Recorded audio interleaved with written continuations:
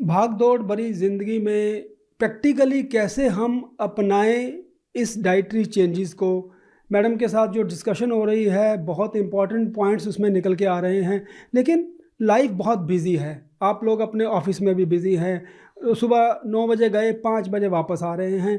Madam से आज हम ये भी पूछेंगे कि कैसे हम अपने प्रैक्टिकली डाइट में ऐसे स्टेप्स बनाएं, छोटे छोटे टारगेट्स अचीव कैसे किए जा सकते हैं, उसके बारे में मैडम से आज बात करेंगे। मैडम बताएं, कैसे छोटे छोटे चीज़ें बताएं, कैसे प्रैक्टिकल करें लोग।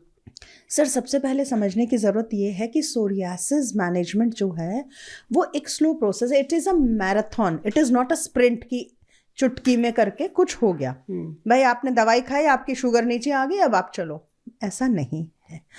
इट विल टेक टाइम, ये समझना बहुत ज़रूरी है। तो सबसे पहला पॉइंट जो है, अपनी जर्नी को समझना, सोरियासिस की जर्नी को समझना बहुत इम्पॉर्टेंट है। आपको समय लग सकता है सारी चीज़ें इफेक्ट में आने में। हम small changes we will make in your diet which will show effect in due course of time. अब आपको लगेगा कि अरे कल तो मैंने चेंज किया था लेकिन अभी मेरे को कोई फ़र्क नज़र नहीं आया, इतनी जल्दी फ़र्क नहीं आएगा। आप 3-4 वीक आपको देने पड़ेंगे कोई भी चेंज जो हम डाइट में आपके करते हैं। पहली चीज़ ये है। दूसरी चीज़ है, आप अपना एक जर्नल मेंटेन करिए कि क्या चीज़ें आप ले रहे हैं और उसके बाद में आपको क्या प्रॉब्लम आ रही है या क्या चीज़ लेने से आपको बेटर लग रहा है।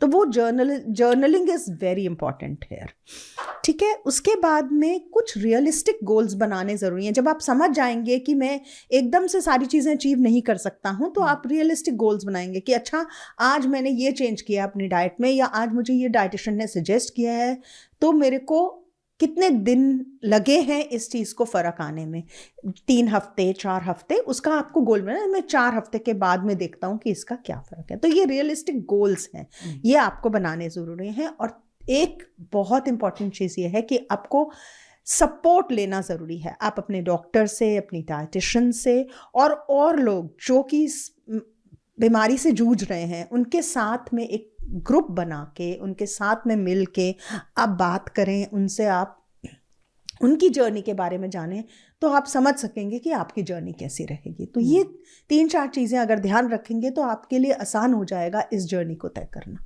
हाँ, बिल्कुल ठीक आपने कहा मैम। और जो आप ये चीज़ें बता रहे हैं, मैं अपने इस सेशन में हमने पहले क्या बात करी कि ये लग्जरी नहीं है, इसको हर हालत में पेशेंट को अपनाना ही चाहिए और अपनाना ही पड़ेगा। मैं तो यहाँ तक कहूँगा, बिल्कुल, क्योंकि फ्यूचर जो है सोसाइटी के पेशेंट का, अगर वो अपनी इन्फ्लेमेटरी डाइट को नहीं निकालते तो वो फ्यूचर इज़ नॉट गुड। हाँ, क्योंकि आपने जैसे कहा कि कई सारी बीमारियां उसके बाद में होने के चांसेस रहते हैं।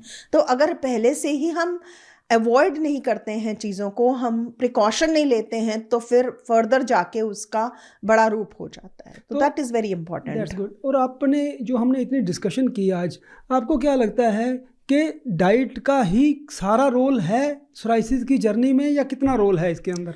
सर, मैंने पहले भी बोला है कि दवाइयाँ, लाइफस्टाइल चेंजेस, उसके बाद में डाइट, और बाकी सारे जो overall changes, stress management, sleep hygiene, ये सारी चीज़ें मिलजुल के, मैं ये नहीं कह रही हूँ कि कोई चीज़ का ज़्यादा इंपॉर्टेंस है किसी चीज़, और everything goes hand in hand.